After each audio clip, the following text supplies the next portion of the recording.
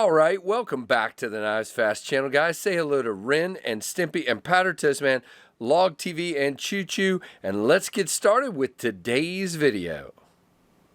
The question is this knife one you would be interested in? This is the CMB Made Knives Zetsu. Is it on the label anywhere? It is not. Does come with a box, does come with a pouch. It is designed by Tiguass, guys. By the way, this is the KnivesFAST channel. If you're not subscribed, hit the subscribe, the notification. Go check me out on Instagram. Yeah, this is the place to be. Please do so. Now, let's take everything off here so you can see the knife and have some fun. Now, this is the Zetsu. This comes from the Lefty Pass-Around group sent to him by CMB Made Knives. And again, it's another Tiguass, which means it's going to be an intriguing, different knife, which is actually kind of cool. Knives are starting to look like another knife, like another knife, like another knife. And the one thing you can really say about a Tiguass design knife is it's a Tiguass design knife as soon as you see it, and you'll see what I mean in a moment.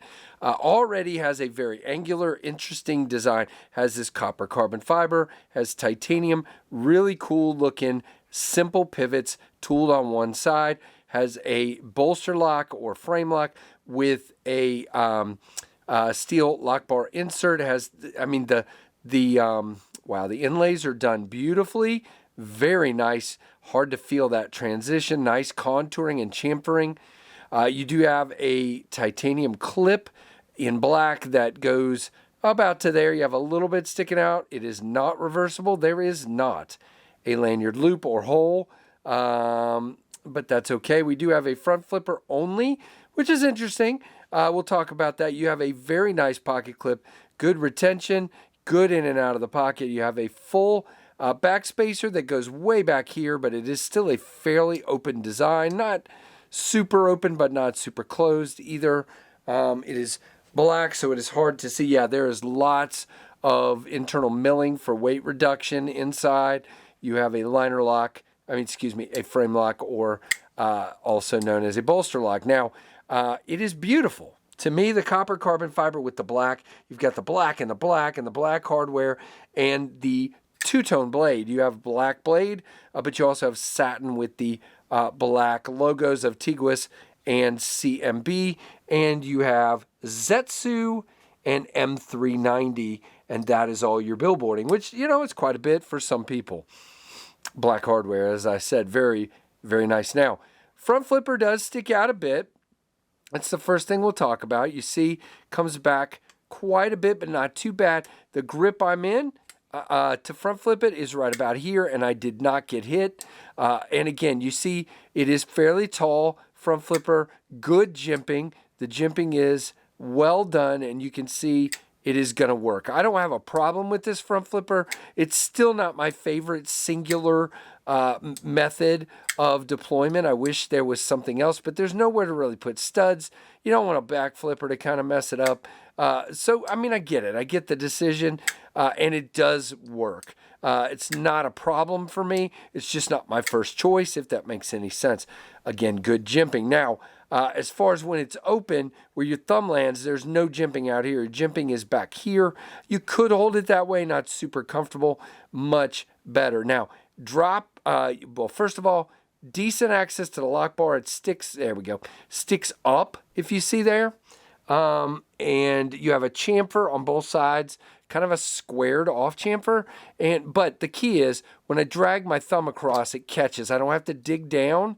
It just catches as I drag across. So to me, that's the right way to do lock bar access if you want to keep it minimal. And you can see, drop and shake. Easy peasy, definitely. Now, the elephant in the room is this crazy pokey stabby blade.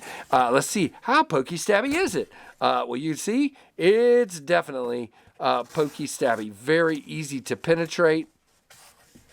And does it cut? Yep. You can see, oops, I kind of pulled out of the cut there, but there you go. It is catching a little bit right there. I'm not sure. Let's try right here. No, it's not. I think it's me. Yeah, definitely not a problem. But good clean cut, no issues there. Let me wipe the blade because now it looks like poo. Poo. Not Winnie the Pooh either. All right, there we go. So cardboard everywhere. Oh, wow. There you go. Very nice blade. Now, it is not like every Tiguass knife I've seen. The grind is not tall.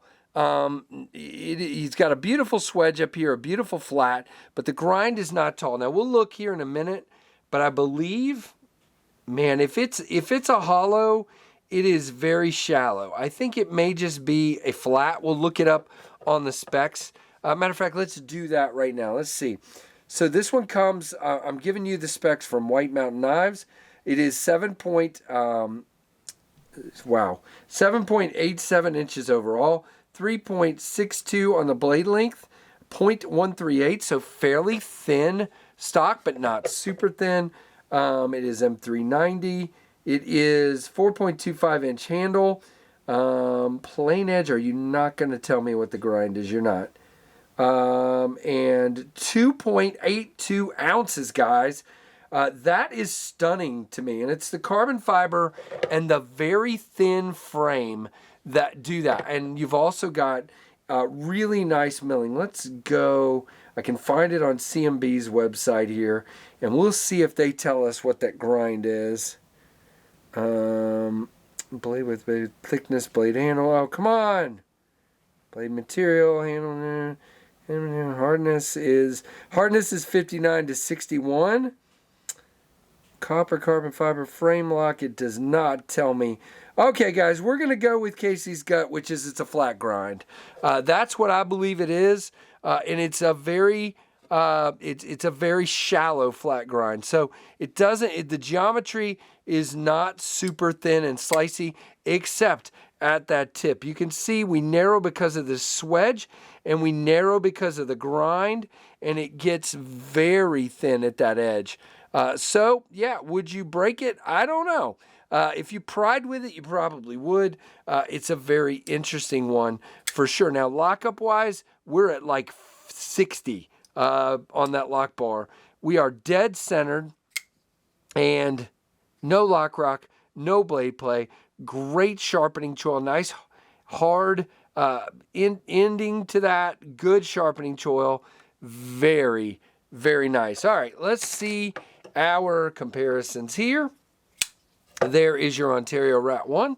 So it's a little bit smaller blade and handle than that one, and it's a little bit bigger blade and handle than the Rat 2, as you can see there. Very cool size, in my opinion.